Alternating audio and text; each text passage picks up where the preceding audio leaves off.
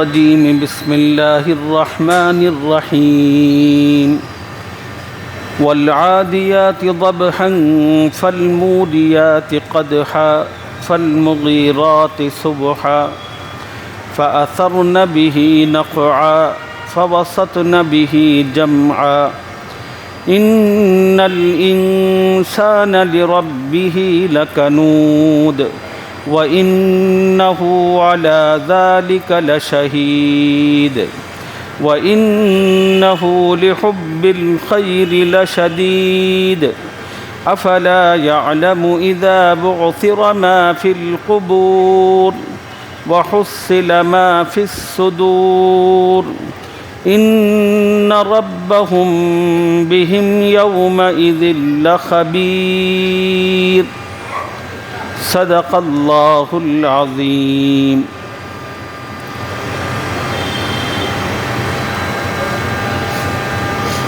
قابل احترام بزرگوں، نوجوان ساتھیوں،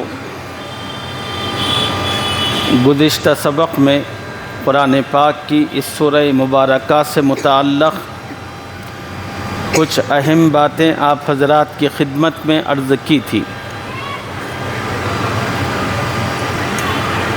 میں نے آپ حضرات کو بتایا تھا کہ اس صورت میں اللہ تعالیٰ نے 5 چیزوں کی قسم کھائی ہے، اور یہ 5 چیزیں جس کی اللہ نے قسم کھائی وہ گھوڑوں کی مختلف کیفیات اور ان کی صفات سے متعلق ہیں۔ ان 5 قسموں کے بعد اللہ تعالیٰ نے 2 چیزوں کا ذکر فرمایا۔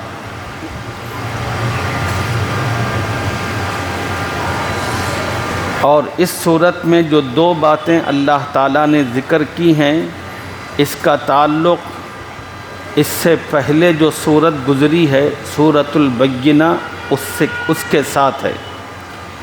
سورۃ البینہ میں اللہ تعالیٰ نے اسلامی تعلیمات کا خلاصہ بیان فرمایا تھا۔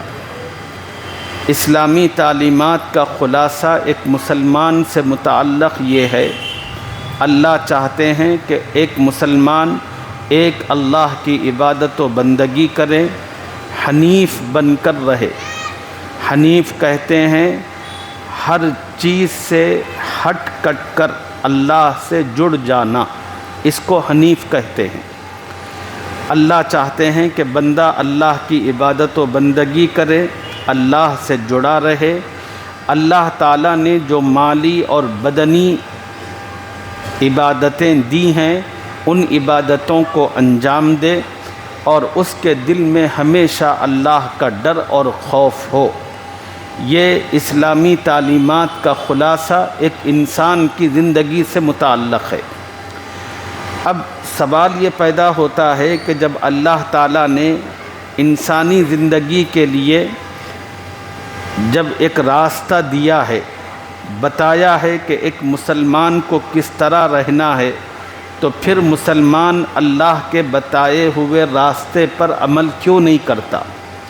اس کا جواب اس سورہ مبارکہ میں دیا گیا کہ 2 چیزیں ہیں، 2 صفتیں ایسی ہیں انسان کے اندر، یہ 2 خرابیاں، یہ 2 صفتیں انسان کو اللہ کے بتائے ہوئے پروگرام پر عمل کرنے نہیں دیتی۔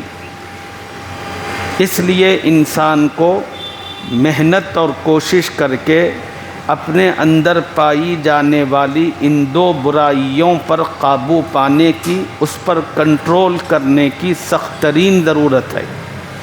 جب ایک مسلمان اپنی زندگی کی ان 2 برائیوں پر کنٹرول حاصل کرے گا تو پھر اس کے لیے اللہ کے بتائے ہوئے راستے پر عمل کرنا آسان ہوگا، اب کوئی رکاوٹ اس کے لیے باقی نہیں رہے گی۔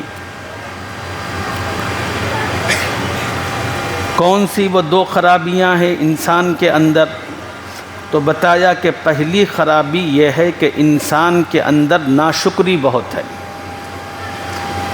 ان الانسان لربہ لکنود، انسان اپنے پروردگار کا بڑا ناشکرا ہے۔ اللہ کی نعمتوں کو کھاتا ہے، اللہ کی نعمتوں کو پیتا ہے، اللہ کی نعمتوں کو پہنتا اوڑھتا ہے، زندگی کے ہر لمحے اللہ کی نعمتوں سے لطف اندوز ہوتا ہے، مگر بھول کر بھی اللہ کا شکر ادا نہیں کرتا، ہمیشہ اللہ تعالیٰ کی ناشکری کرتا ہے۔ یہ انسان کی فطرت ہے، اور اللہ تعالیٰ نے انسان کی اس بری فطرت کا ذکر فرمایا، اور اللہ نے کہا کہ یہ جو برائی انسان کے اندر موجود ہے اللہ کی ناشکری کرنے کی، اس برائی پر قابو پائے۔ اللہ تعالیٰ نے اس سلسلے میں ایک انسان کو سوچنے اور سمجھنے کے لیے گھوڑوں کی مختلف کیفیتوں کو بیان کر کے ان کی قسم کھائی ہے۔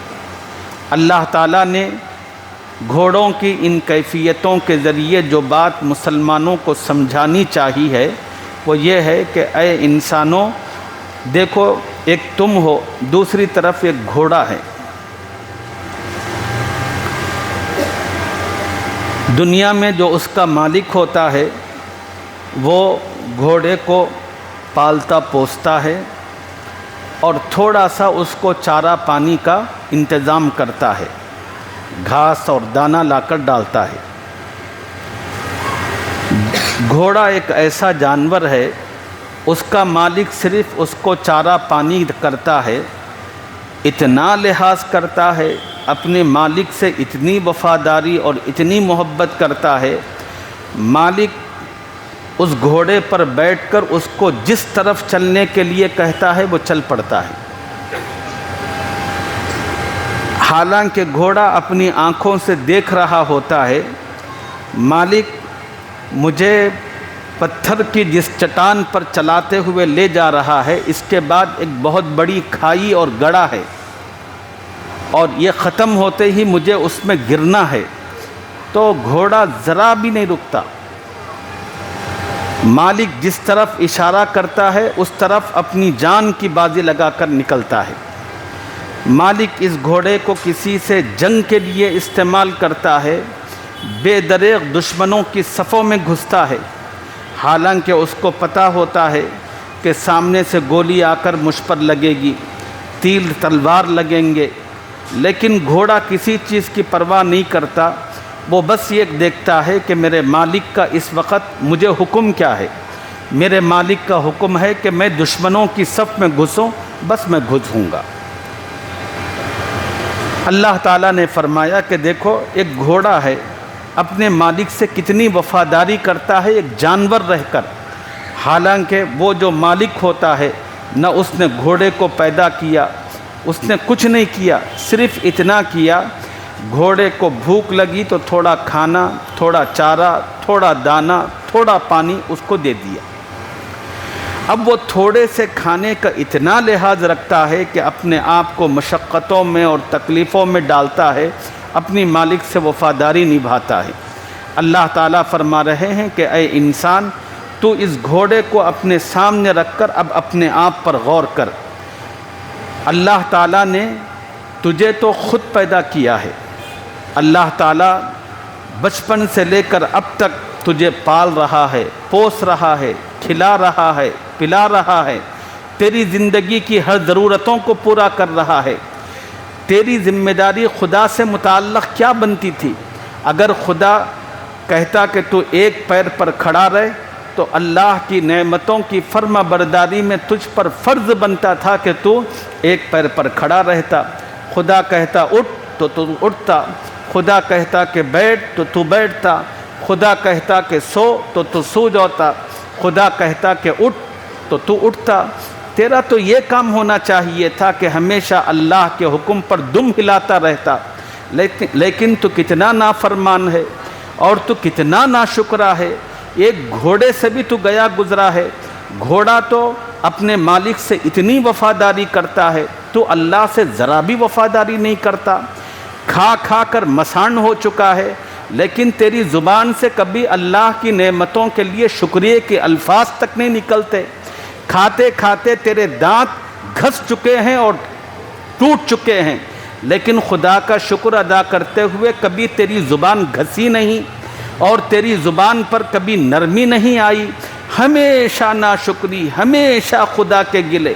کوئی پوچھے السلام علیکم، وعلیکم السلام، کیا حال ہے بھائی؟ تو کہتا ہے کہ مت پوچھو حال، بہت برا حال ہے۔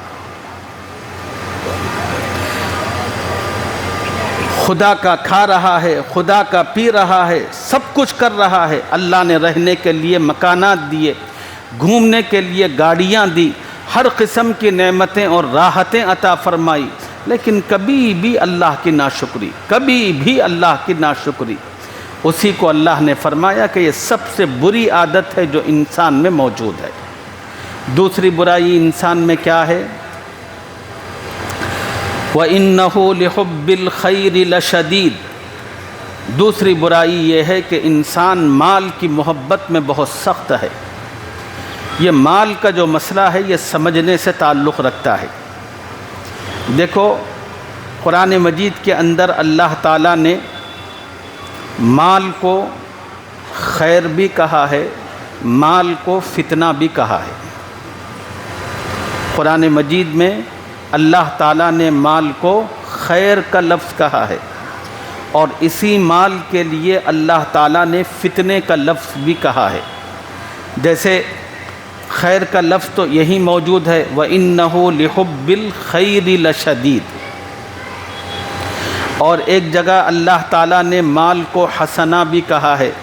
وہ مشہور ترین دعا جو نبی علیہ السلام ہر نماز میں بڑے اہتمام سے فرمایا کرتے تھے، ربنا آتنا فی الدنیا حسنہ۔ تمام مفسرین نے فرمایا یہاں حسنہ سے مراد دنیا ہے، مال ہے۔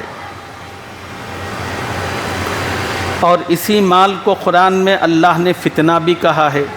اللہ نے ایک جگہ کہا انما اموالکم و اولادکم فتنہ، لوگو تمہارا مال، تمہاری اولاد تمہارے لیے فتنہ ہے، آزمائش کی چیز ہے۔ اب سمجھنے کی بات یہ ہے، یہ مال ایک مسلمان کے لیے خیر اور حسنہ کب بنتا ہے، اور یہ مال ایک مسلمان کے لیے فتنہ کب بنتا ہے۔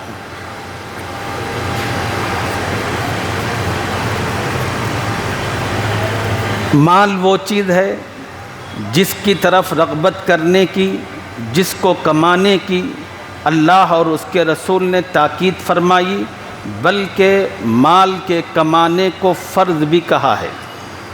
ایک حدیث میں رسول اللہ صلی اللہ علیہ وسلم نے فرمایا طلب کسب الحلال فریضۃ بعد الفریضہ، لوگو حلال مال کی تلاش اور اس کی جستجو کرنا یہ ایک فرض کے بعد دوسرا فرض ہے۔ دین اسلام ہاتھ پھیلانے کو، مانگنے کو پسند نہیں کرتا۔ نبی علیہ السلام کی تعلیم یہ ہے الید العلیٰ خیر من ید السفلی، دینے والا جو ہاتھ ہوتا ہے وہ لینے والے ہاتھ کے مقابلے میں بہت بہتر ہوتا ہے۔ اب سوال یہ ہے کہ آدمی دے کب سکتا ہے؟ آدمی اس وقت دے سکتا ہے جب آدمی اس دنیا کے اندر محنت کرے، جستجو کرے، جد و جہد کرے، کمائی کرے، بھلے وہ کمائی تجارت کے راستے سے کرتا ہے یا محنت و مزدوری کے ذریعے کرتا ہے۔ جب آدمی کماتا ہے تو پھر وہ دے سکتا ہے۔ اللہ تعالیٰ نے ایک انسان پر اس کی ذات سے متعلق بھی کچھ ذمہ داری رکھی ہے۔ اللہ نے ایک انسان پر شادی ہونے کے بعد اس کی بیوی سے متعلق بھی ذمہ داری رکھی ہے۔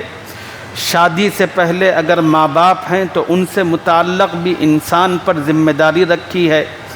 اب ظاہر سی بات ہے کہ انسان ان ذمہ داریوں کو پیسوں کے بغیر ادا نہیں کر سکتا، اس لیے کہ ماں باپ کی جو ذمہ داری ہے ان کو کھلانا بھی پڑے گا، ان کو پلانا بھی پڑے گا، ان کی دوا دارو کی ضرورتیں بھی ہوگی، بیوی ہے تو اس کو بھی کھلانا پلانا پڑے گا، بچے ہیں تو ان کو بھی کھلانا پلانا اور پڑھانا پڑے گا، اور یہ سارے کے سارے کام پیسوں کے بغیر نہیں ہوتے۔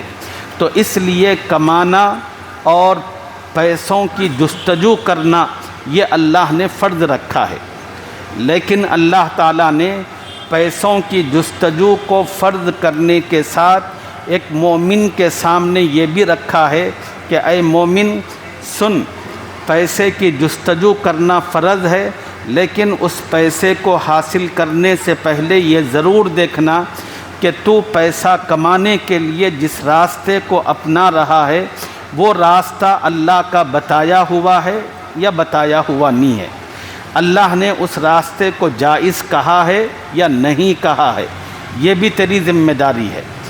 ایک مسلمان پیسہ کمائے گا مگر اس راستے سے کمائے گا جس راستے سے کمانے کی اللہ نے اس کو اجازت دی ہے۔ یہ پیسہ ایک مسلمان کی زندگی کی ایک ضرورت ہے۔ جس طرح زندگی میں اللہ تعالیٰ نے انسان کے لیے مختلف ضرورتیں رکھی ہیں، ویسا ہی پیسہ ایک ضرورت کہ جو ہی آدمی کی ضرورت پوری ہوتی ہے آدمی اس وہاں پر رہتا نہیں۔ مثال کے طور پر سمجھانے کے لیے آپ کو ایک مثال عرض کر رہا ہوں۔ پیشاب اور پاخانہ ہے، یہ زندگی کی ایک ضرورت ہے۔ ہر انسان ایک گھر بناتا ہے، اس گھر کے اندر وہ اپنا بیڈ روم رکھنا چاہتا ہے، اپنا کچن رکھنا چاہتا ہے، لیکن کوئی انسان گھر باتھ روم کے لیے نہیں بناتا، لیکن اس کے باوجود ہر آدمی گھر بناتے ہوئے باتھ روم بھی بناتا ہے۔ کیوں بناتا ہے؟ اس لیے کہ یہ ضرورت ہے۔ باتھ روم گھر کے اندر اس لیے بنایا جاتا ہے، یہ ضرورت ہے۔ اب جو ضرورت کی چیز انسان بناتا ہے، جب انسان کو ضرورت ہوتی ہے 1 نمبر کی 2 نمبر کی، تو آدمی اس ضرورت کی تکمیل کے لیے اس باتھ روم میں جاتا ہے۔ اب باتھ روم میں کب تک وقت گزارتا ہے، کب تک رہتا ہے؟ جب تک اس کی ضرورت پوری نہیں ہوتی، اس کا پیٹ صاف نہیں ہوتا، خالی نہیں ہوتا، اس وقت تک وہ باتھ روم میں رہتا ہے۔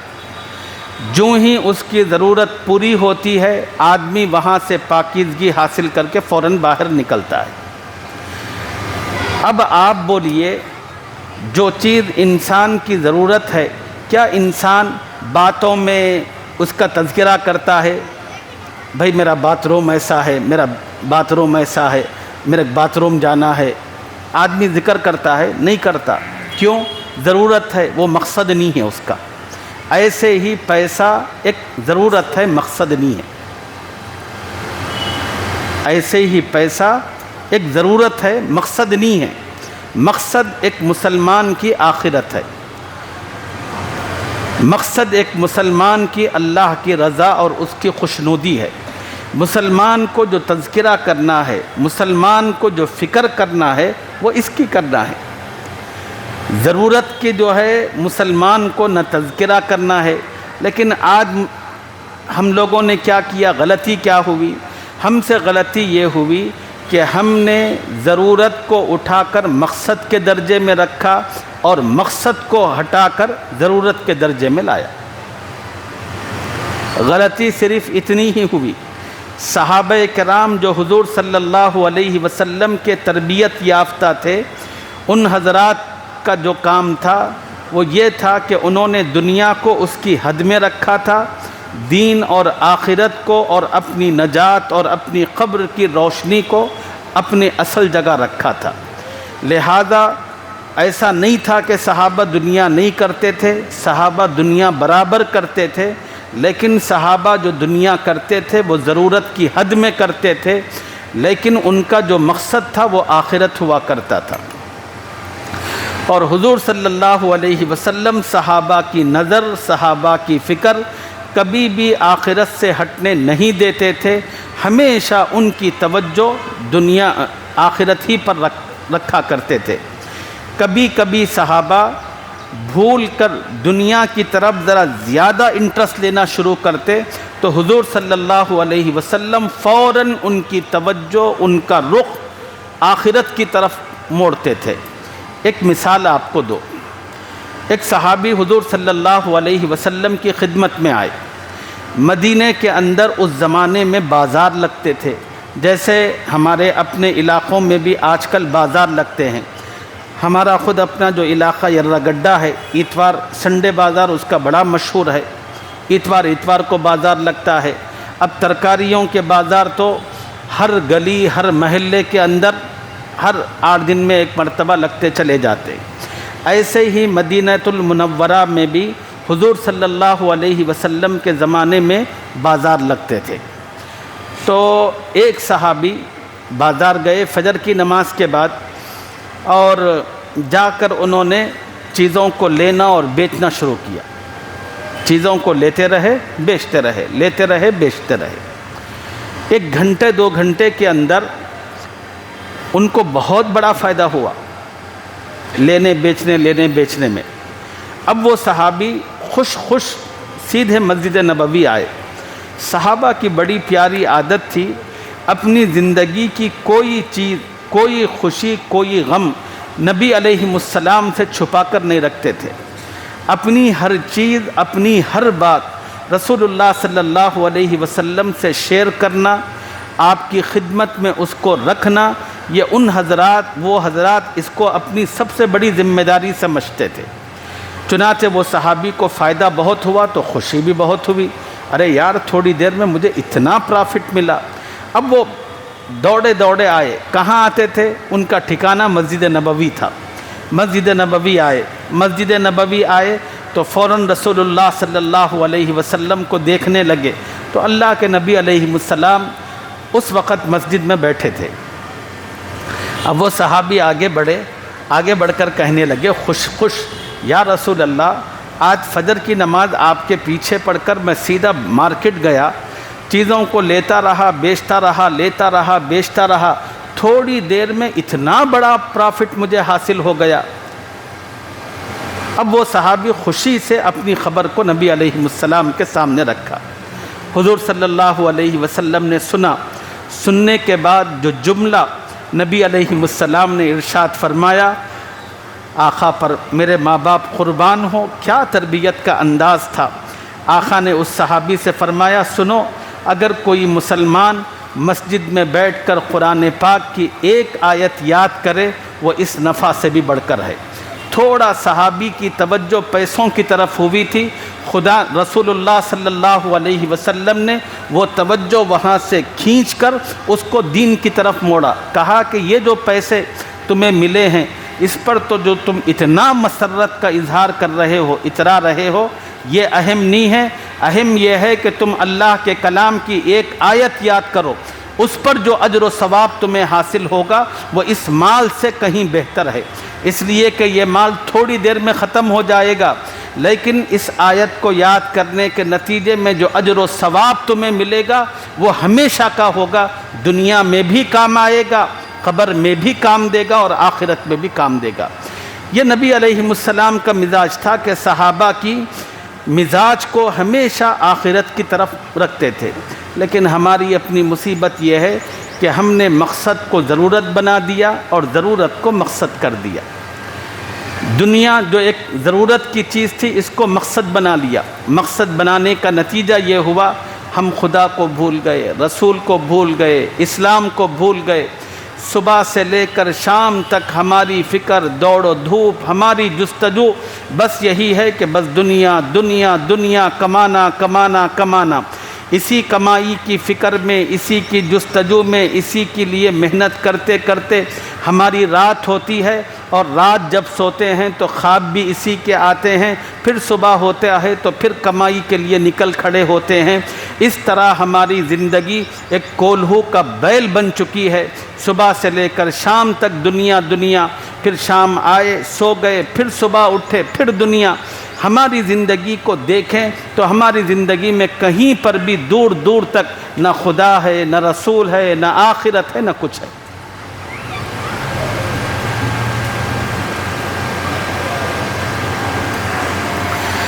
اور قرآن میں اسی کو اللہ نے فرمایا، جب کسی مسلمان کی دنیا سے متعلق اس طرح کی فکر ہوتی ہے تو پھر یہ دنیا اس انسان کے لیے فتنہ ہوتی ہے، اس انسان کے لیے مصیبت ہوتی ہے، اس انسان کے لیے جہنم میں جانے کا سبب اور ذریعہ ہوتی ہے۔ میں اس موقع پر آپ حضرات کو بتاتا، ابھی ہندوستان کے اندر چند ہفتے پہلے ایک بہت بڑے مالدار کی کہ بیٹے کی پری ویڈنگ تقریبات ہوئی، شادی سے پہلے کی، جس کا نام مکیش امبانی۔ اس نے اپنے بچے کی ان تقریبات پر اخبارات کے خبروں کے مطابق 1200 کروڑ روپے خرچ کیے، اور اس نے کیا تماشا لگایا۔ دل تو چاہ رہا تھا کہ میں اس پر بولوں، لیکن وقت ہے نہیں، موقع کہ میں اس کے اندر جو نصیحت اور عبرت کی باتیں ہیں وہ آپ کے سامنے رکھتا۔ خیر، خدا نے پھر کبھی موقع دیا تو پھر ضرور بولوں گا۔ تو میرے دوستو، اگر ایک کافر دنیا کے لیے سوچتا ہے، دنیا کی فکر کرتا ہے، دنیا کے لیے بھاگتا ہے، نہ اس کا ایمان، نہ اس کا عقیدہ اللہ پر، رسول پر، آخرت پر ہے نہیں، یہ اس کے لیے ٹھیک ہے۔ لیکن آپ تو مسلمان ہو، آپ تو ایک اللہ پر ایمان رکھتے ہو، رسول اللہ صلی اللہ علیہ وسلم پر ایمان رکھتے ہو۔ میں نہیں کہتا کہ آپ دنیا مت کرو، بلکہ میں ترغیب دیتا ہوں، خدا اور رسول آپ کو ترغیب دیتے ہیں دنیا کرنے کی، دنیا کمانے کی۔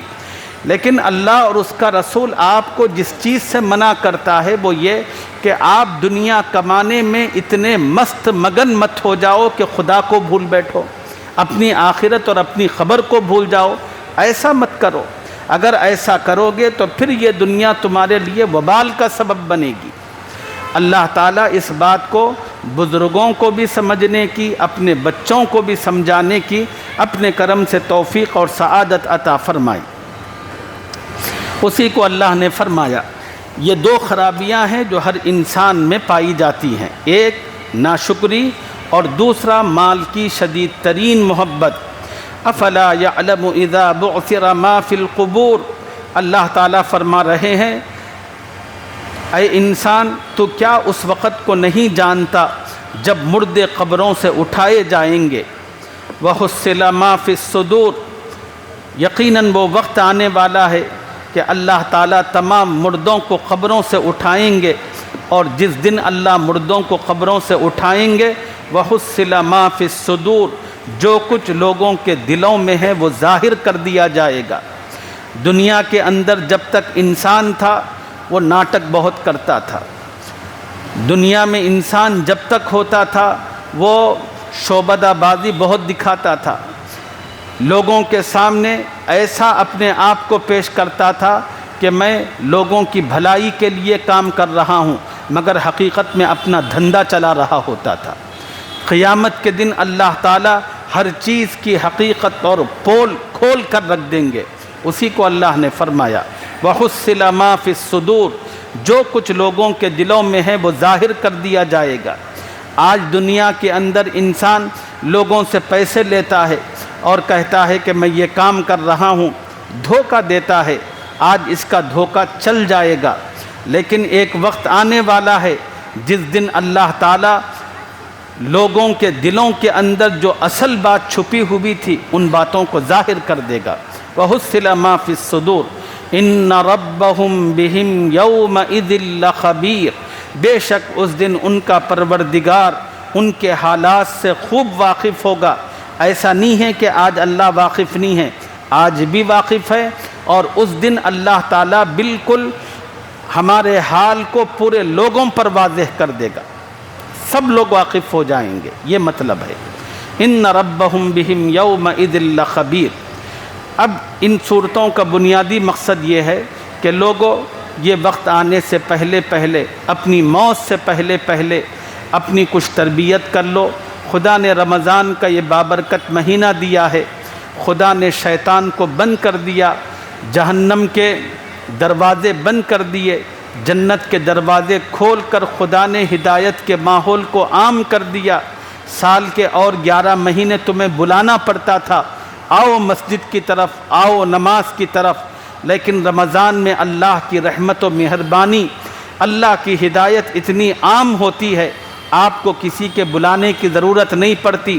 ہر مسلمان انتظار میں رہتا ہے، کب اذان ہوگی، کب نماز کا وقت ہوگا، میں کب اللہ کی بارگاہ میں پہنچ کر اپنی پیشانی کو خدا کے سامنے رکھوں، کب اللہ کا ذکر کروں۔ آدمی خدا کی اس ہدایت کی وجہ سے رمضان کے اندر خدا کی طرف بہت متوجہ رہتا ہے۔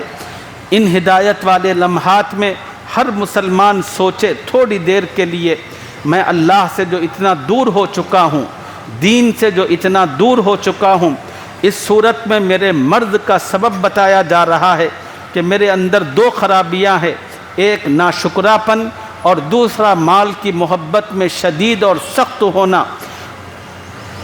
میں ان دو چیزوں پر قابو کس طرح پا سکتا ہوں؟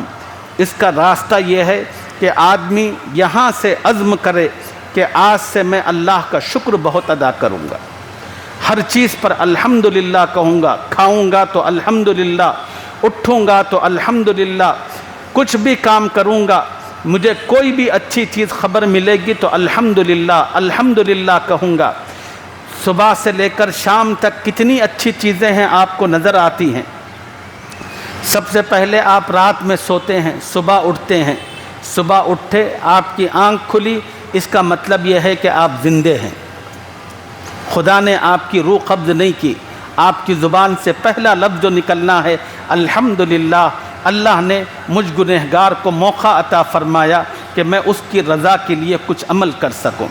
پھر آپ اٹھنے گئے تو دیکھا کہ آپ اٹھ رہے ہیں، آپ کا ہاتھ پیر گرا نہیں ہے، تو آپ اللہ کا شکر ادا کریں، کہیں کہ الحمدللہ میرے ہاتھ اٹھ رہے ہیں، میرے ہاتھ حرکت، پاؤں حرکت کر رہے ہیں، ہر چیز پر۔ پھر اس کے بعد آپ باتھ روم گئے، باتھ روم سے باہر آئے، وضو بنا لیا، کہے کہ الحمدللہ خدا نے میری ساری گندگی ختم کر دی، مجھے خدا نے فریش کر دیا، وضو بنا لیا۔ اب آپ مسجد کی طرف جائیے، نماز پڑھ لی، آپ کہیں الحمدللہ اللہ نے مجھے نماز پڑھنے کی توفیق دی۔ نماز پڑھ کر باہر گھر آئے تو آپ کی بیوی نے آپ کے لیے ناشتے کا انتظام کر دیا، ناشتہ پک کر وقت پر آ گیا تو آپ کہیں الحمدللہ اللہ تیرا شکر ہے، اے میری بیوی تیرا بھی شکر ہے، تو نے وقت پر مجھے ناشتہ دیا۔ پھر آپ نے دیکھا کہ آپ کے بچے بالکل پوری تیاری کے ساتھ اسکول کے لیے تیار کھڑے ہیں، بچے سامنے ہیں، حشاش بشاش ہیں، کہیں الحمدللہ خدا تیرا شکر ہے کہ تو نے مجھے میرے بچوں کو اچھی حالت میں دیکھنے کا موقع عطا فرمایا۔ یہ ہے اللہ کا شکر۔ شکر ادا کرنا چاہے تو ڈھونڈ ڈھونڈ کر اس طرح ادا کیا جا سکتا ہے۔ ہمارا حال یہ ہے کہ نک سے لے کر چک تک اگر 360 رگیں ہیں تو اس میں سے اگر کسی ایک رگ میں فالٹ ہوتا ہے، 359 رگ صحیح ہوتے ہیں تو ہم 359 چھوڑتے ہیں، وہ ایک رگ جس میں فالٹ ہوتا ہے اس کو پکڑ کر بیٹھتے ہیں کہ مجھے یہاں درد ہے، مجھے یہاں درد ہے۔ یہ ہے ہماری ناشکری، اسی کو اللہ فرما رہے ہیں۔ ایک بزرگ تھے، بس ان کا واقعہ سنا کر میں اپنی گفتگو ختم کرتا ہوں۔ ہماری اپنی نصیحت تربیت کے لیے بڑا خوبصورت ہے، سوچنے کے انداز کو بدلنے کی ضرورت ہے۔ ایک اللہ والے تھے، ان کو پیٹ میں سخت ترین درد تھا اور ان کے ہزاروں مریدین تھے۔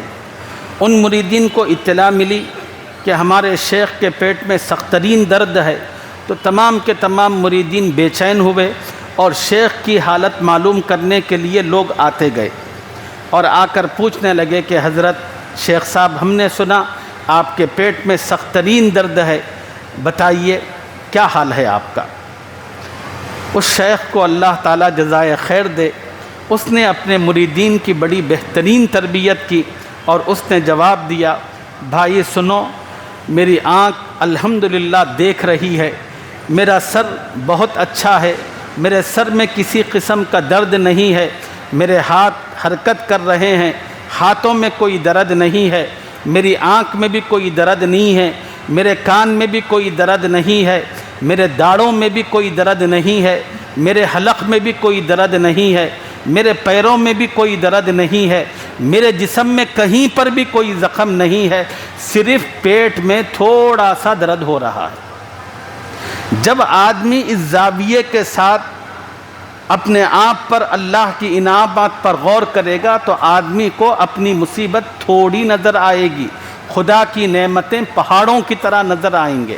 ہمارا حال یہ ہے کہ ہم جو تھوڑی مصیبت ہوتی ہے اس کو پہاڑ بناتے ہیں، جو 359 اللہ کی نعمتیں ہیں اس کو چونٹی بناتے ہیں۔ یہی ہمارا المیہ ہے۔ اللہ تعالی ہمیں اپنی سوچ کو بدلنے کی اپنے کرم سے توفیق عطا فرمائے، آمین یا رب العالمین۔ سبحان اللہ و بحمدہ۔